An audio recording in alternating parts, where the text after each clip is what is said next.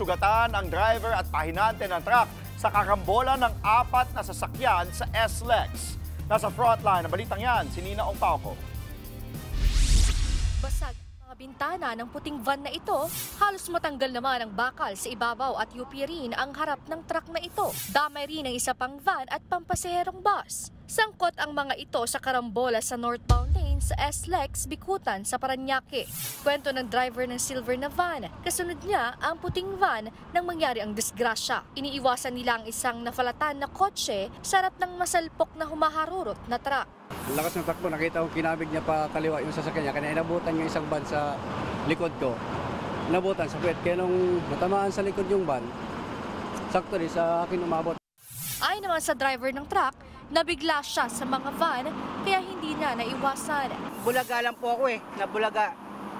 Kasi hindi ko naman tinatako yun, hindi ko napansin na may nakaito agad na 2 van. Ngayon, nung pagkaano yan, hindi ko na nakakontrol. Sugatan ng driver at pahinante ng truck. Wala namang nasaktan sa 4 na pasahero ng silver na van at ng bus. Natagalan lang bago alisin ang 4 na sasakyan, kaya nagdulot ito ng pansamantalang pagbigat ng daloy ng trapiko.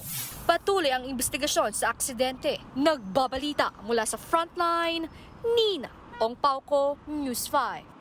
Mga kapatid, Andre Felix po, manatiling may alam pagdating sa mga mahalagang balita sa loob at labas ng bansa. Mag-follow at mag-subscribe na po sa social media pages ng News 5.